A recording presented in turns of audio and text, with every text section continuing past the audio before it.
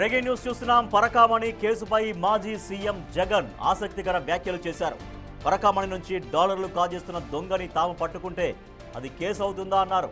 పట్టుకున్న దొంగ నుంచి 14 కోట్ల విలువైన ఆస్తులను దేవుడికి తిరిగి ఇప్పించడం నేరమవుతుందా అని ప్రశ్నించారు. ఆ కేసులో నిందితుడిని పట్టుకున్నాక న్యాయస్థాన పరిధిలో జరగాల్సిన ప్రొసీజర్ అంతా జరిగిందన్నారు. అక్కడ చైర్మన్గా భూమన, వైవి సుబ్బారెడ్డి ఉన్నారనే కారణంతో కక్ష సాధిస్తున్నారన్నారు జగన్.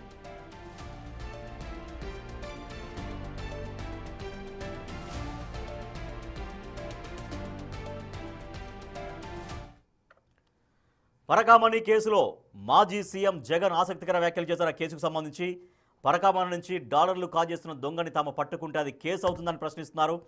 పట్టుకున్న దొంగ నుంచి 14 కోట్ల విలువైన ఆస్తుల్ని దేవుడికి తిరిగి ఇప్పించడం నేరం అవుతుందని ప్రశ్నిస్తున్నారు వైఎస్ జగన్.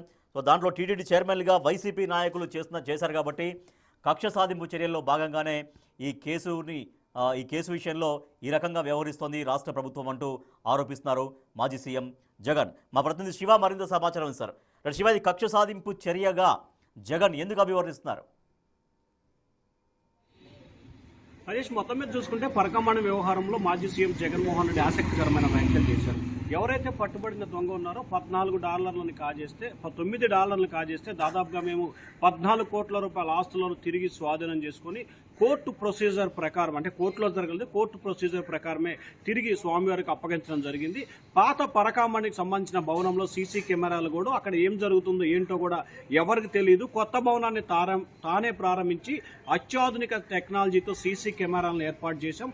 పరకామణి వ్యవహారానికి సంబంధించి జరిగిన దొంగతనానికి సంబంధించి రికవరీ చేసిన తమ ప్రభుత్వమే. మీరు గతంలో ఎందుకు పట్టుకోలేపారని చెప్పి ప్రభుత్వాన్ని నిలదీశారు. అలాగే ఇటీవల కాలంలో సింహాచలంలో కూడా హుండీ చోరీ జరిగితే ఒకరిని అరెస్ట్ చేశారు, మరొకరికి స్టేషన్ బెయిల్ ఇచ్చి పంపించారు. ఇది టీడీపీ ప్రభుత్వ విధానం. అలాగే పరకామణి వ్యవహారానికి అప్పటి చైర్మన్లుగా వైవి సుబ్బారెడ్డి, బొమ్మన కరుణాకర్ రెడ్డి ఉన్నారు కాబట్టి వైఎస్ఆర్సీపీ నేతలుగా ఉన్న నేపథ్యంలో వారిపై కక్ష సాధింపు చర్యలకు పాల్పడుతున్నారు తప్ప ఇక్కడ ఎటువంటి అక్రమాలకు తావులేదు. అలాగే ఎవరైతే పరకామణి వ్యవహారంలో దొంగతనం పాల్పడ్డ దొంగ అయితే ఎవరున్నారో ఆయన చిన్నజీరి స్వామి మఠంలో దాదాపుగా 30 సంవత్సరాలుగా పనిచేస్తున్నారు.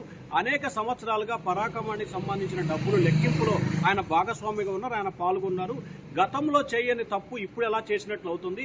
గతంలో మీరు ఎందుకు పట్టుకోలేకపోయారని చెప్పి కూడా ప్రభుత్వాన్ని ఆయన గట్టిగానే ప్రశ్నించిన పరిస్థితి కనిపిస్తోంది. పరకామణి వ్యవహారానికి సంబంధించి ప్రభుత్వమే కావాలని రాజకీయ దురుద్దేశంతో తమ పార్టీపై నిందలు మోపే ప్రయత్నం చేస్తుంది తప్ప ఎక్కడా కూడా దీంట్లో వాస్తవ పరిస్థితులు లేవు.